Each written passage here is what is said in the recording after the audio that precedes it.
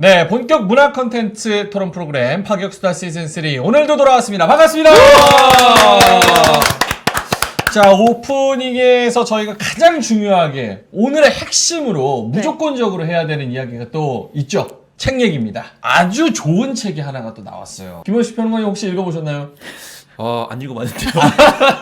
본인이 쓰시고 안 읽어보셨어요? 쓰기만 하고 읽진 않으셨구나. 저는 원고 상태만 봤기 때문에 실감돼 이건서는 안 봤어요. 알겠습니다. 대필 절대 아니고요. 자, 그거 김원식 평론가님이 써주신 책이에요. 문화로 읽는 세상. 어떤 내용이에요? 어떤 거요? 시사 프로에서 사라진 문화 이야기들 이렇게 돼 있어서 요즘에 시사 프로에서 문화를 아예 안 다루거든요. 근데 그렇죠. 사실 이 시간이 굉장히 소중한 게 뭐냐면 문화라는 게 원래 우리 사회나 세상이 가야 될 바람직한 지향점들을 콘텐츠 안에서 살펴보는 거거든요. 그렇기 때문에 문화에 대해서 좀 엔터테인먼트적으로 좀 생각하지 말고 약간 우리 어떤 비전과 아젠다를 제시하는 그런 관점에서 좀 봐야 된다라는 거기 때문에 그런 관점에서 관심이 있으신 분들은 슬쩍 한번 보셔도 좋습니다. 따끈따끈한 신상이네요. 네, 꼭 그렇습니다. 읽어봐야겠어요. 네. 문화가 우리의 그런 뭐랄까요, 생각이나 생활 습관이나 뭐 이런 아이디어들을 바꾸는 게 굉장히 많잖아요. BTS도 그렇고 영화 콘텐츠도 그렇고 드라마도 그렇고 그래서 그런 부분에서 중점적으로 좀 메시지 중점으로 또 이제 다뤄주셨다고 하니까 그거 한번 읽어보셨으면 좋겠습니다. 네. 저 책 홍보하는데 이렇게 시큰둥하게 계세요? 아, 네, 블로그를 아니, 왜 보세요 지금? 아니, 책을 안 무슨 쓴지 네. 너무 오래돼가지고 너무 부러워가지고 부러워가지고. 나도 빨리 쓰고 싶다. 예. 한 권이라도 제대로. 곧 나오잖아요. 없어요. 없어요. 알겠습니다. 곧 크라우드 펀딩 한다는 출판사가 나한테는 붙질 않아. 아니요, 요것도 곧 있으면 15만 또 되잖아요. 네. 성수대로가. 자, 그래서 김원식 평론가님 책과 그리고 우리 성수대로의 구독 그리고 가입 꼭 해주셨으면 감사하겠습니다. 네. 자, 그러면 이제 본격적으로 이제 우리 컨텐츠 얘기를 해봐야죠. 가장 핫하고 또 가장 재밌다고 흥행 돌풍을 또 일으키고 있는 오늘의 컨텐츠는 바로 예. 스파이더맨 노웨이 홈입니다. 엄청나요? 개봉하자마자 하루 만에 거의 어우. 60만이 넘었더라고요. 지금 100만 넘었어요. 100만 넘었어. 100만이요? 이 시국에. 진짜 대단합니다. 어마어마하다. 지금 우리가 녹화를 하고 있는 게 금요일이잖아요. 네. 그러면 수요일 날 개봉을 해가지고 수목금 3일 동안에 그냥 100만 이상이 돼버린 건데 오늘 또 많이 보시겠죠. 이제 맞아요. 주말까지 그렇죠. 가면 200만이 넘어설 거를 거리두기가 막고 있죠. 거리가 맞겠죠. 거리두기가 막고 있어요.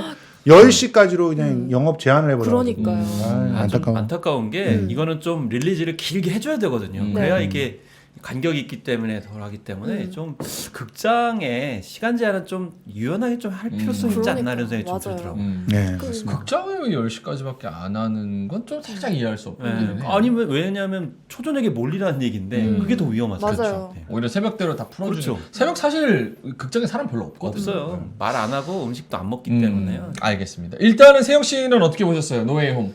제가 사실 그 긴 러닝 타임이 있는 영화를 집중해서 잘 못 보는 몇 경향이 시간이죠? 있어요. 2시간? 2시간 거의 반, 한 40분 가까이. 거의 40분. 3시간인데 제가 진드건이 앉아 있는 걸 잘 못해요. 아. 그런데 이거는 거의 그냥 쑥 지나가더라고요. 너무 재밌어가지고. 안 졸고? 네. 오, 저는 그래요? 그 심야 영화를 봤었는데 너무 재밌더라고요. 네. 생각보다 전체적인 내용은 되게 막 엄청 펀하고 막 밝기보다는 사실 좀 약간 아픔과 뭐 이런 우울함 약간 이런 쪽에 조금 오. 포커스가 많이 맞춰져 있잖아요? 전 되게 재밌게 봤는데. 그래요? 네, 그 사이사이에 들어가는 웃음 궁금하다. 어떤 점이 포인트들. 궁금하다. 저는 개그 코드를 되게 중요하게 생각하는데 개그 코드가 계속 들어가 있던데요. 그래요? 네. 오히려 밝아요 그때에 비해서. 맞아요. 네. 되게 그렇구나. 별로셨나 보다. 저는 되게 다크했다고 생각이 드는데. 다크했다고요? 어떻게 보셨어요? 의견이 좀 갈리네요. 그러게요. 저는 그가 나올 줄 몰랐다. 이런 얘기 나오지 하지 마요. 그가 나와서 내가 운 줄 좋았다는 알았어. 얘기인가 나빴다는 아들하고 얘기인가? 같이 그러게요. 이렇게 보러 갔거든. 네. 그가 나오는 순간 나는 울고 있고 애는 지루해서 이러고 있고. 알겠습니다. 김원식 평론가님은요? 어떻게 보셨어요? 저는 뭐 스파이더맨의 모든 걸 다 보여줬다는 생각이 들고 네. 또 굉장히 많은 새로운 시도를 했어요. 그렇기 때문에 그 의미는 정말 기획적인 측면에서는 높이 평가해주고 싶다. 그리고 마블의 세계관이 계속 확장하고 있구나. 그게 스파이더맨까지도 영향을 미치고 있구나. 맞아요. 한편으로는 어벤져스 시리즈가 어쨌든 일단 종결된 그런 상황에서 어벤져스의 그 정신, 철학이 계속 이어지고 있어가지고 나름대로 좀 반갑기도 했어요. 그리고 한편 맞아요. 부러웠던 게 뭐냐면 아까 제작비도 말씀하셨지만 네. 야 저렇게 시각적 효과를 참 시도할 수 있구나. 근데 저게 가능하려면 제작비를 저렇게 정말 물량 공세를 해야 되는구나. 이런 좀 부러운 점도 있었고 또 한국에 지금 컨텐츠를 많이 다뤘었잖아요. 네. 그래서 우리한테도 좀 이런 기회를 많이 주면은 더 나은 걸 만들 수 있지 않겠는가. 그러니까 10분의 1의 가격으로. 알겠습니다. 의견이 살짝 좀 톤이 갈리는 것 같은데 네. 일단은 좋았던 분 먼저 가볼게요. 예. 예. 자, 일단 이번 그 스파이더맨은 진짜 동시대를 살고 있어요. 동시대를 살고 이 시대를 살고 있는 스파이더맨인 거예요.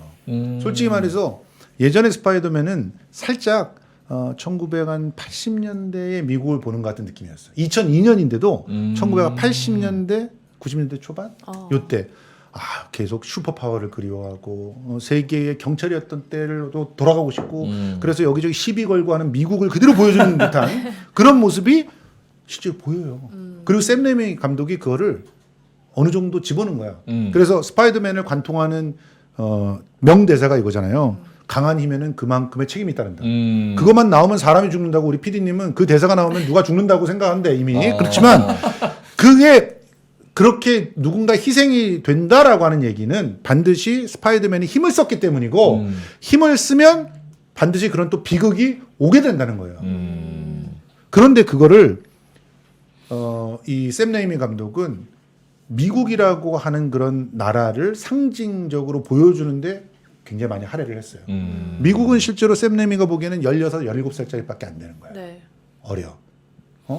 책임감도 없어. 그리고 막 팔랑팔랑 바뀌어. 자기의 취향이나 이런 것들 때문에. 그러면서 또 지식은 있다고 자기가 자부해. 그러다가 사고를 쳐. 그게 미국인 거야. 그래서 너 정신 차려. 네가 전체 뭐냐? 너는 히어로야. 네가 진짜 히어로라고 말한다면 히어로로서의 자각을 해야 되지 않겠느냐. 이거를 전체에 관통하는 화두를 가져가는 거죠.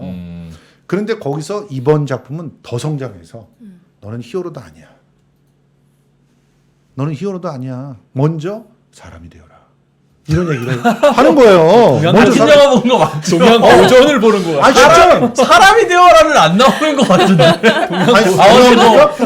어디 뭐 불교 캠프 갔다 왔어요? 사람이 되어라는 뭐예요? 이 핵심은 어쨌든 핵심은 먼저 사람이 되어야 관통한다. 먼저 사람이. 그래야 사람들을 보는 거예요. 자기 주변에 있는 사람들. 돌아보게 되는. 예. 그래서 거기서 결국은 또 이제 그 여러 가지 그 어떤 선택의 중요성 이런 것들을 갖다 깨닫게 하는데 이런 면들이 어벤져스를 통한 스파이더맨의 각성이고 발견이다. 그런데 그게 결국 뭐냐? 이 시대에 필요한 담론이라는 거예요. 그리고 뭐 지금 거기 보면은 막 무슨 방송국이라고 하는데도 전부 완전 유튜브 방송처럼 보이고 이런 것들이 전부 이 시대의 특성들을 다 고스란히 반영하고 있어요. 맞아요. 그리고 막 파파라치들이 따라다니고 이런 장면들도 보면은 지금 사이버 레카들이 따라다니고 있는 장면들을 그대로 연상시키는데 이 모든 것들이 다 이 시대의 특성을 반영하면서 동시에 해결책도 이 시대에 맞게 내놓고 있어서 시대가 살아있다. 그런 점이 굉장히 좋았다. 알겠습니다. 네. 그런 메시지적인 측면은 2부에 조금 더 저희가 예. 디테일하게 할 얘기가 있으니까 네. 그때 한번 더 자세하게 다뤄볼게요. 네. 자, 일단 김홍식 평론가님 뭐 좋았다, 보여줄 건 보여줬다라는 부분은 어떤 거가 있을까요? 일단은 저는 이제 생각을 했을 때 그 아까 이제 말씀했던 파파라치 부분 같은 경우에도 우리가 이제 여러 가지 현상이나 정치를 바라볼 때도 생각해야 될 점이 있겠구나라는 생각이 들었는데 아까 좀 설명하셨는데 스파이더맨이 등장할 때마다 사람이 죽어나간다. 그렇기 때문에 문제다. 이런 식으로 하면서 방송을 계속 하잖아요. 네네. 그게 프레임이죠, 네. 언론의 프레임. 근데 우리가 이제 어떤 정치 현상이나 정책 현상도 마찬가지거든요. 예를 들면 뭐 어떤 새롭게 시도를 한다. 새롭게 시도하는 것에 대해서 굉장히 처음에 사람들은 두려움과 불안을 가지고 있으니까 그걸 자극하는 거죠. 야, 네가 출동하자마자 뭔 일이 잘못되잖아. 누가 죽잖아. 근데 그 중간의 과정 다 생략해. 그리고 원래 어떤 진정성이라든지 의도라든지 이런 것들은 전혀 보도를 하지 않는 저널리즘. 이런 것들을 볼 수 있는데 사실 그동안의 히어로물에서는 그런데 전혀 등장하지 않았어요. 이게 현상하고 본질을 이제 왜곡시키는 형태를 그 짧은 그 뭐 내러티브에서 전 잘 보여줬기 때문에 생각해 볼 점들이 꽤 있었다. 영웅 담론에서 다루지 못했던 그런 점들은 저는 의미가 있었고요.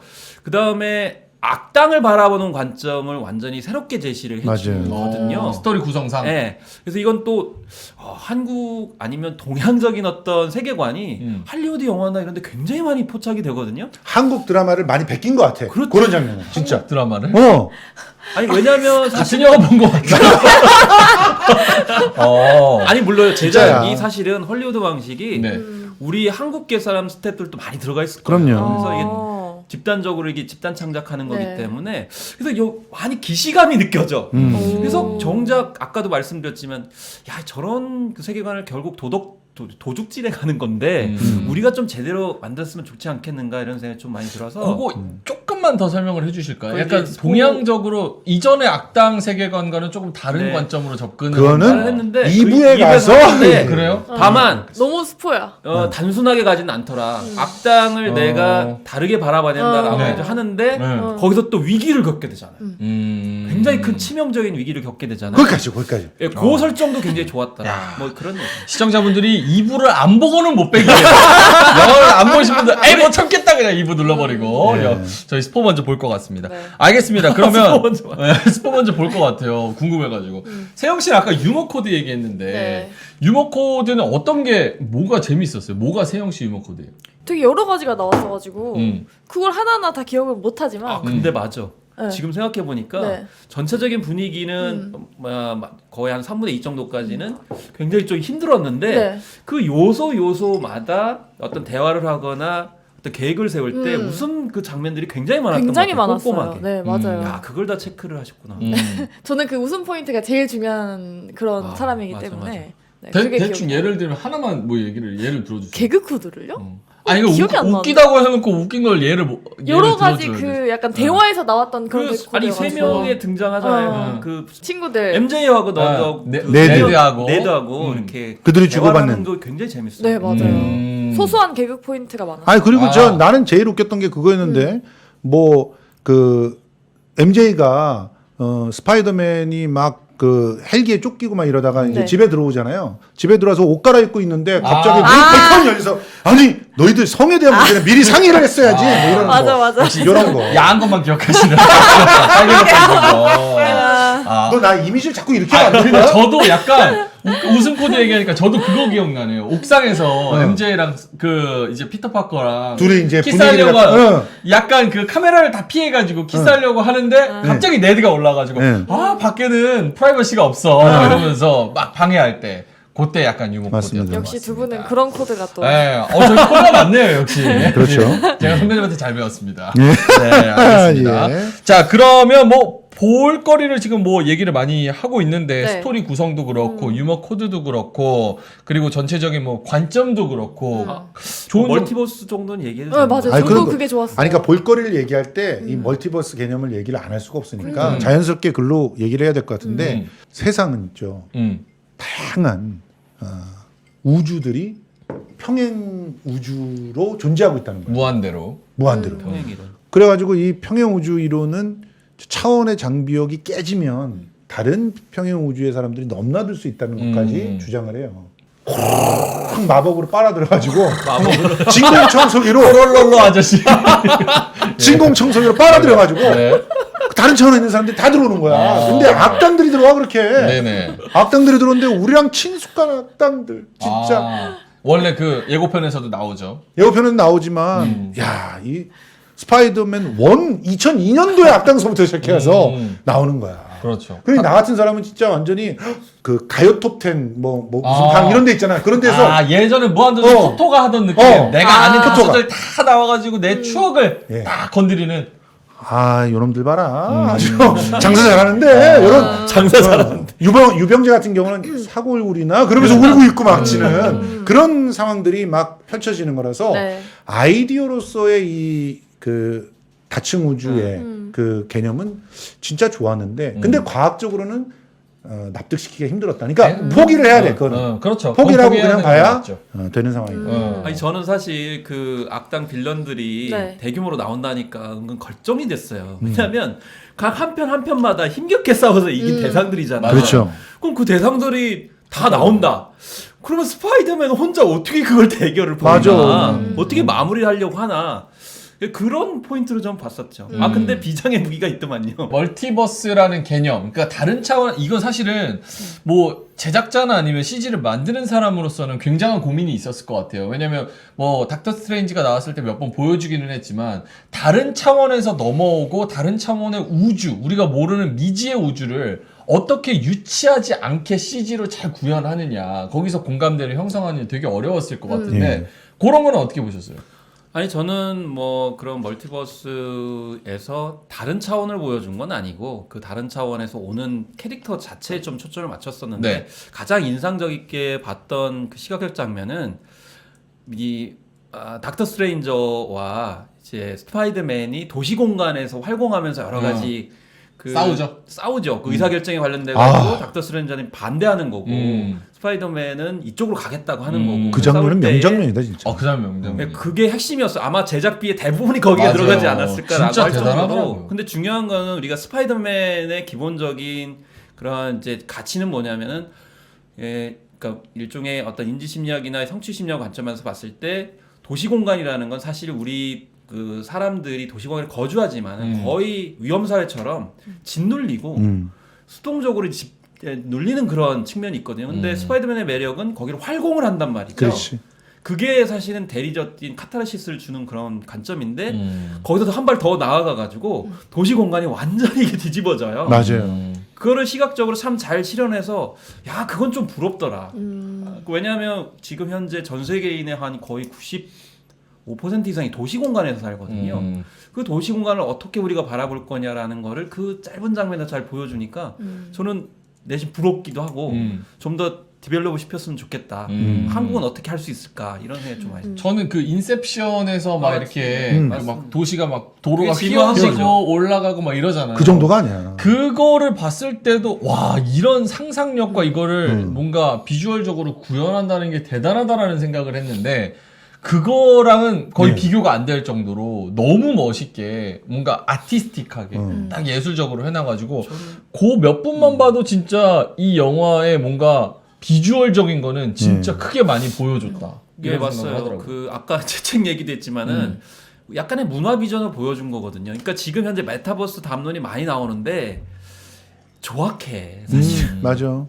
심지어는 캐릭터, 그러니까 그 아바타가 사실 핵심적인 개념인데 이 아바타 개념을 뛰어넘어가지고 약간 비전을 제시해줬거든요. 그래서 우리도 그 비전의 관점에서 좀 바라봐야 되지 않을까. 그래서 멀티버스라고 하는 그런 개념에 좀 혼동되지 말고 실제 우리가 공간을 바라볼 때 어떤 그 꿈, 뭐 상상을 해야 되나 이걸 좀 시각적으로 잘 보여준 사례가 아닌가.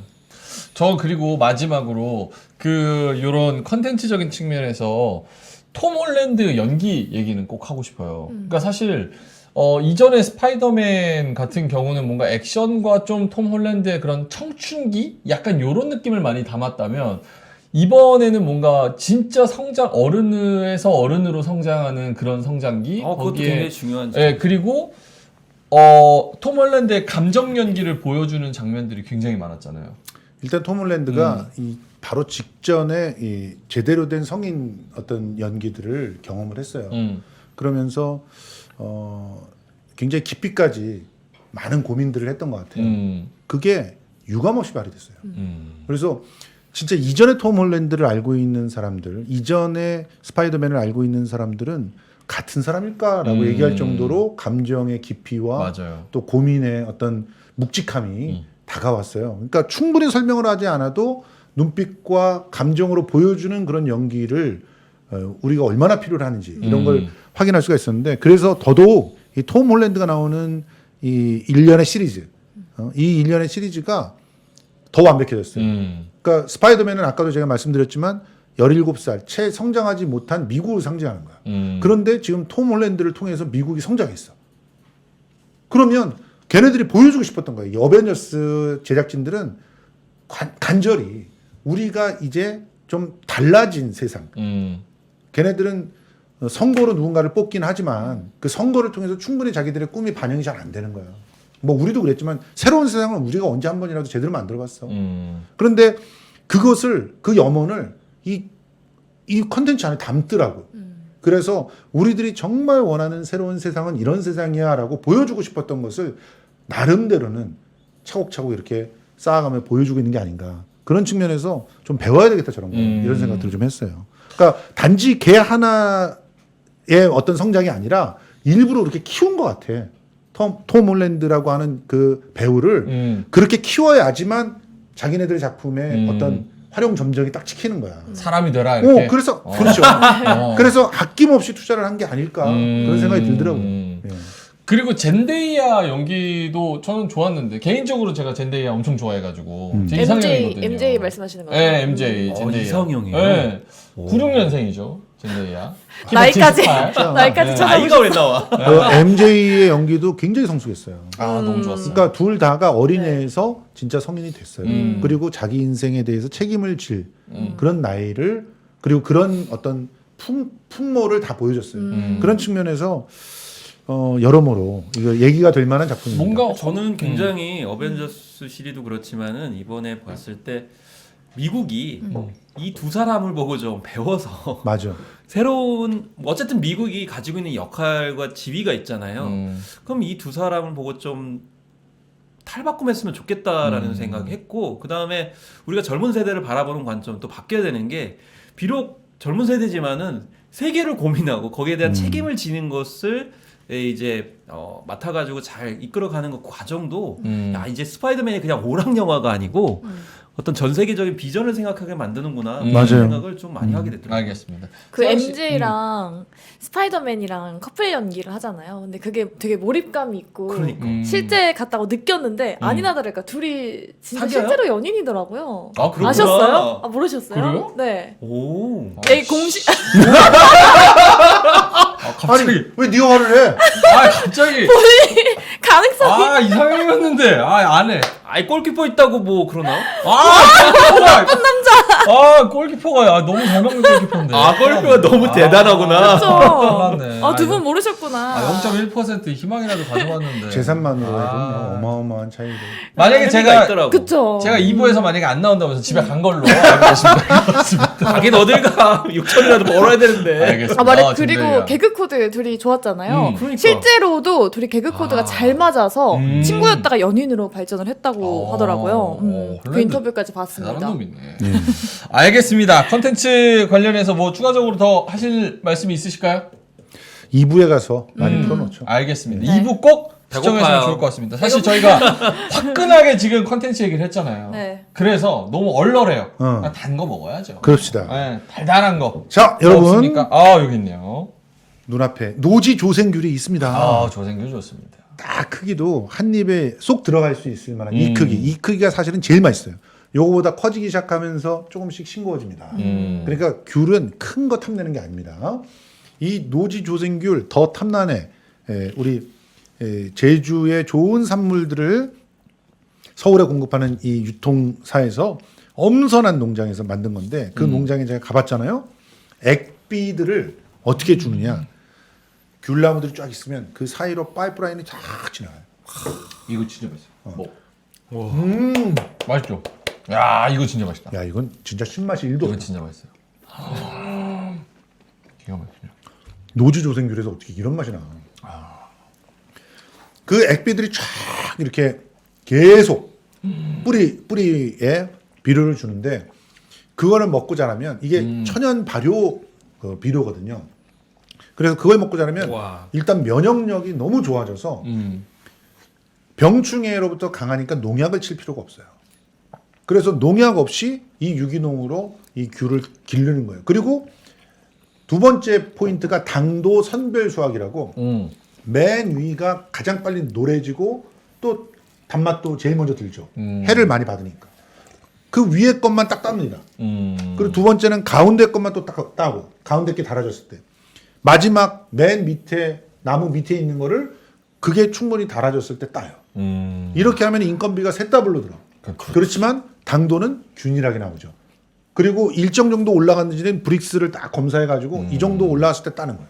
그리고 또 세 번째 포인트가 황토방에서 후숙을 하는데 황토방에서 후숙을 하면 훨씬 더 맛이 부드러워지고 그리고 또 특히나 신맛과 단맛의 조화가 잘 이루어진다고 합니다.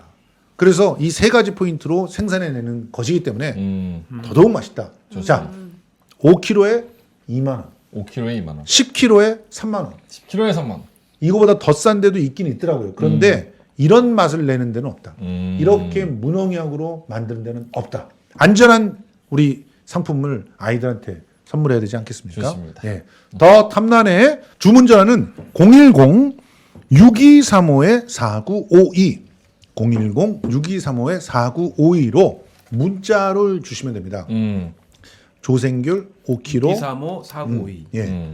5kg 그 뭐 한 세트 주소 그다음에 연락처 이름 이렇게 해가지고 쫙 보내면 거기서 어디 그로 입금해 주세요 이렇게 나오고 그리고 또 언제까지 배송하겠습니다 이런 걸 답장을 해주시니까 겨울은 귤 쟁여놓는 걸로 시작하시는 게 좋아요. 알겠습니다. 예. 네.